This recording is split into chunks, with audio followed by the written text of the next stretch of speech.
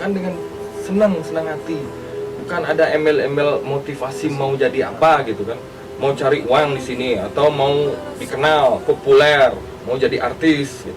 Gimana sih motivasi mungkin teman-teman yang di sini mau bermusik, khususnya musik Bali, gimana sih motivasi mungkin selaku musisi yang mungkin yang sudah anggap legend karena dari dulu konsisten sampai sekarang. Ya. Tiang ya lakukan apa yang kamu suka dengan senang hati gitu. Kalau misalnya senang sama musik, lakukan dengan senang hati, bukan ada embel-embel motivasi mau jadi apa gitu kan, mau cari uang di sini atau mau dikenal populer, mau jadi artis gitu. Nggak usah diisi embel-embel itu, ngalir aja, mainkan apa ya. Kalau misalnya khususnya di musik, kamu senang sama musik, lakukan dengan senang hati, kamu merasa nyaman seperti saya bilang tadi, menjadi dirimu sendiri. Ya akhirnya musik yang kamu ciptakan, lagu karya yang kamu ciptakan ada taksunya, ya kan? Ya.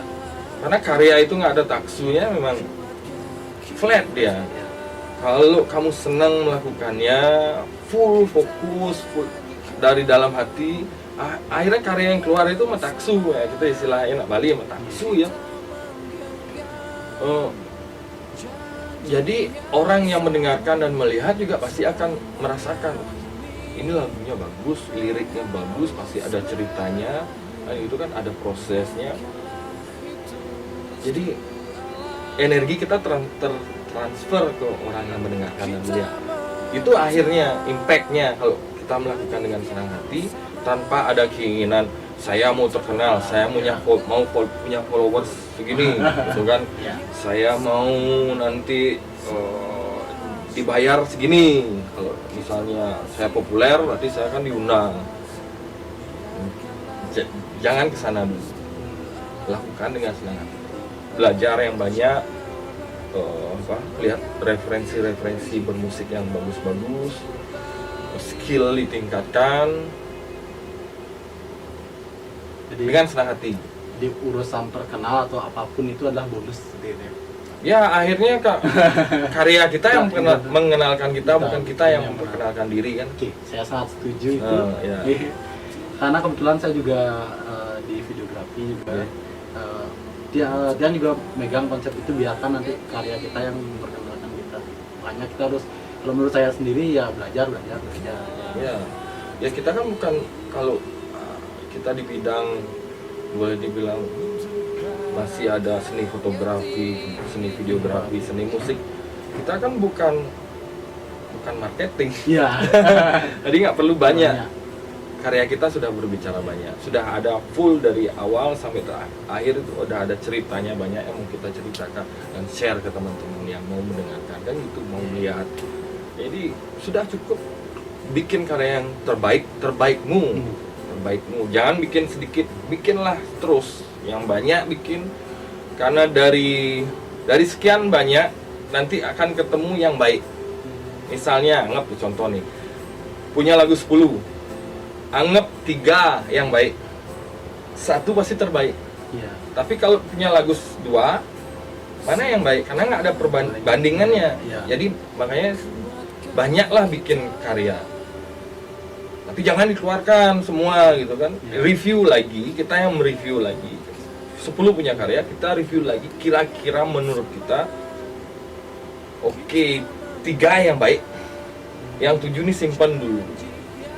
3 yang baik jangan dikeluarkan juga, 3 itu cari yang dari 3 itu, cari yang terbaik, 1 aja cukup dulu. Dari 10 kita dapat 1, yang 7 simpan, nanti bisa diulik lagi, bikin lagi terus. Nanti dia menunggu momen. Ya, menunggu momen, menunggu siap. Ya, matang yang bagus, nanti keluar pasti orang yang mendengarkan, wah ini spesial ini kan, gitu kan.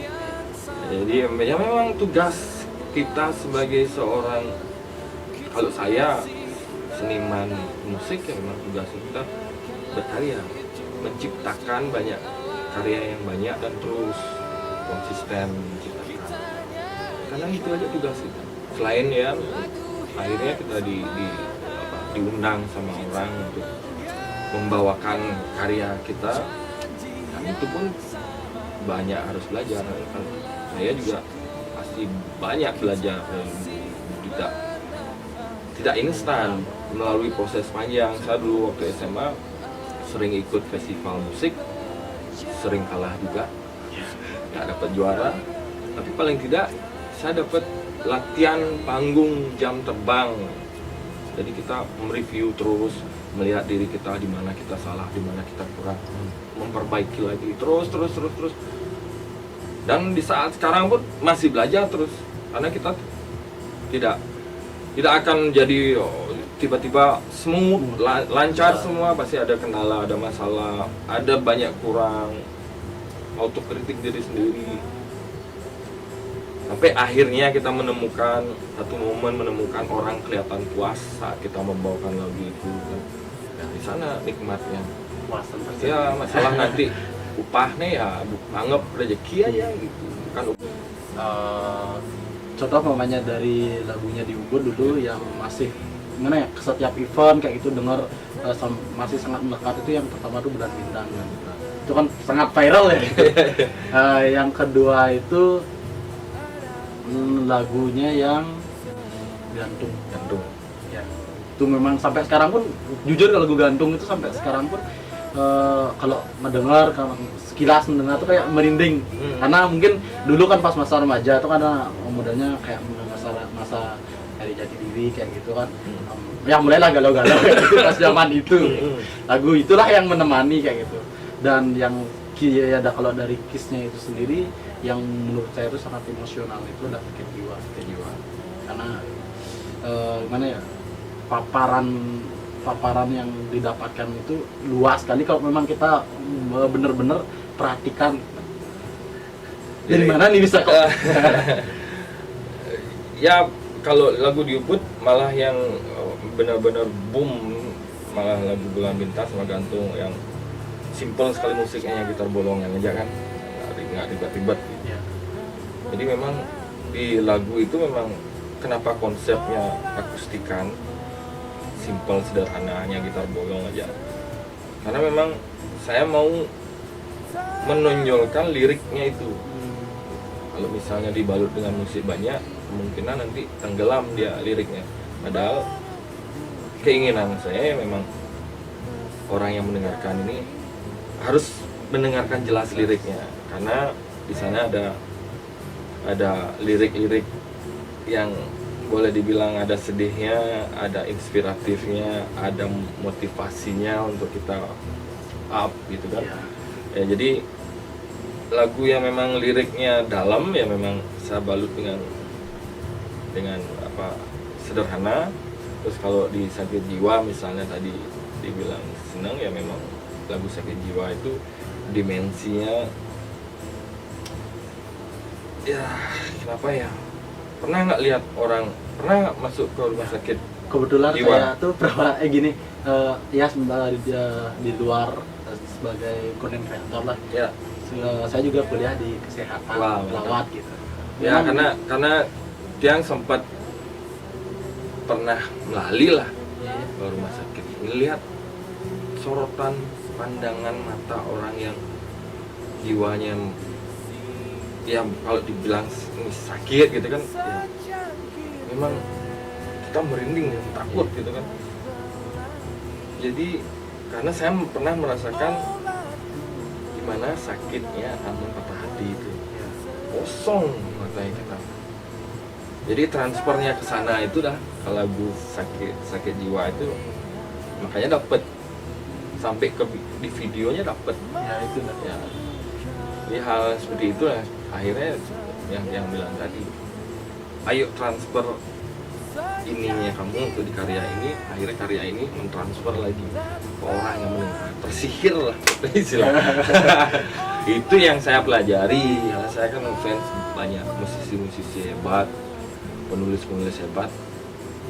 Saya sampai sekarang nggak kenal sama orangnya, bisa merasa tersihir di sini dengan lirik-liriknya orang-orang hebat. Jadi ternyata gitu dahsyatnya transfer energi dari jauh dia seperti ini. ya benar-benar oke, itu aja mungkin dulu di sesi ini. Mungkin kalau nanti ada kesempatan lagi ya saya harapkan sih nanti artinya kalau bisa terus bareng-bareng kita Siap. saling support kayak gitu. Siap, saya harapkan itu tolong dibantu Siap. karena memang itu dah biasanya sebuah band indie itu kan, apalagi indie gitu ya, kita independen, jadi kita ngurus segala sesuatunya itu sendiri. Cuman kalau misalnya kalau seperti Tiang ngurus band, ngurus berkarya, ngurus cara nanti di panggung, kadang-kadang ngurus juga untuk promosikannya, marketingnya, kayaknya itu bukan bidang saya. Ada orang IT yang ngerti itu, seharusnya kan itu ya. Cuman ya keterbatasan banyak, nanti minta tolong nanti kalau ada yang perlu info apa atau ada update tolong kita saling kasih. Pasti ini kali. Ya. Oke. Jadi teman-teman jangan lupa subscribe channelnya Ya. Itu Ya, mengkirim publik. dan kalau mamanya ada event, kalau mamanya mau perlu artinya ingin mendatangkan KIS ataupun di Ubud, Ya. bisa langsung mungkin via email atau via dia sana. Kalau untuk kontak person info bookingnya ada di Instagramnya. Kalau di Ubud ada di Ubud Band, di Ubud Band. Kalau KIS ada KIS Band _Bali. Nah, nanti semua info kontak personnya ada di sana. Di FB juga sama. Siap. Oke, dan terakhir jangan lupa klik subscribe juga dan klik tombol lonceng. Dan kalau mamanya ada yang ingin ditanyakan mungkin sama itu bisa follow Instagramnya itu Krista Purva ya dia. Bisa ditanyakan di sana. Atau di sini juga boleh dibilang komentar. Jadi sekian video hari ini, sampai berjumpa lagi di video selanjutnya. Bye.